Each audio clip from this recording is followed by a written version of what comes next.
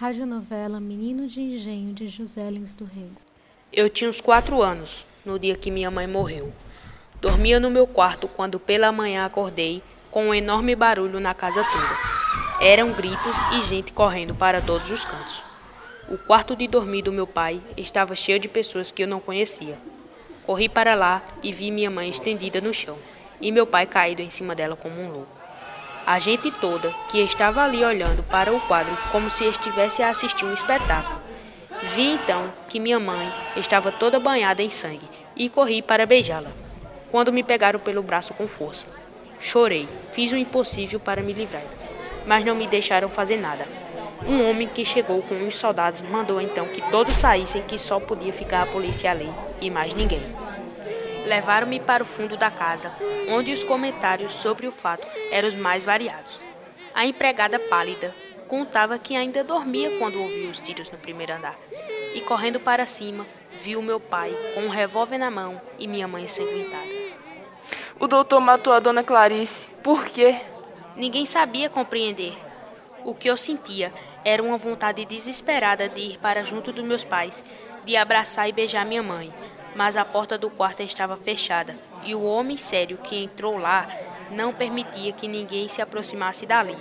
O criado e a ama diziam, estavam lá dentro em interrogatório. O que se passou depois não me ficou bem na memória. À tarde, a empregada leu para a gente da cozinha os jornais com os retratos grandes da minha mãe e do meu pai. Ouvi como se aquilo fosse uma história de Trancoso.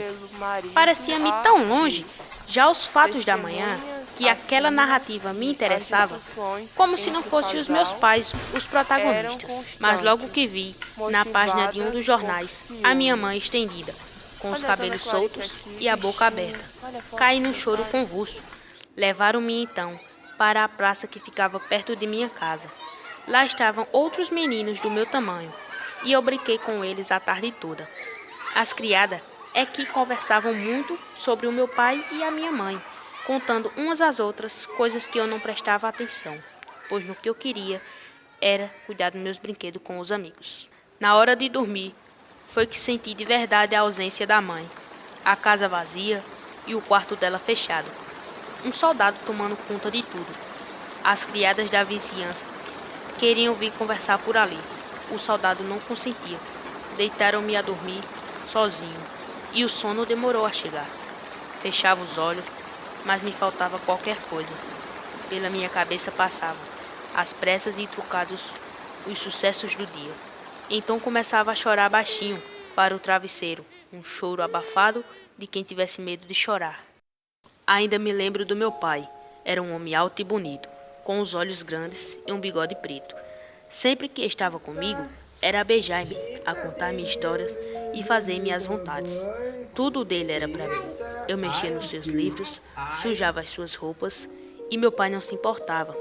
Às vezes, porém, ele entrava em casa calado, sentava-se numa cadeira ou passeava pelo corredor com as mãos atrás das costas e discutia muito com a minha mãe.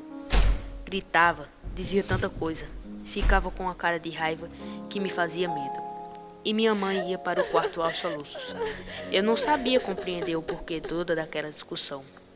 Sei que daqui a pouco lá estava ele com minha mãe aos beijos, e o resto da noite, até ir me deitar, era só com ela que ele estava, com os olhos vermelhos de ter chorado também. Eu amava-o, porque o que eu queria fazer, ele o consentiu, e brincava comigo no chão, como um menino da minha idade. Depois é que vim saber muita coisa a seu respeito, que era um temperamento de excitado, um nervoso, para quem a vida só tivera o seu lado amargo. A sua história, que mais tarde conheci, era a de um homem arrebatado pelas paixões, a de um coração sensível demais às suas mágoas. Coitado de meu pai, parece que o vejo quando saio de casa com os soldados, no dia do seu crime. Que ar de desespero ele levava no rosto de moço, e o abraço doloroso que me deu nessa ocasião. Vim a compreender por que aquele tempo, por que a razão se deixara levar ao desespero.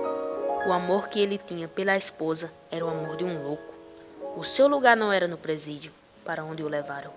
O meu pobre pai, 10 anos depois, morria na casa de saúde, liquidado por paralisia geral.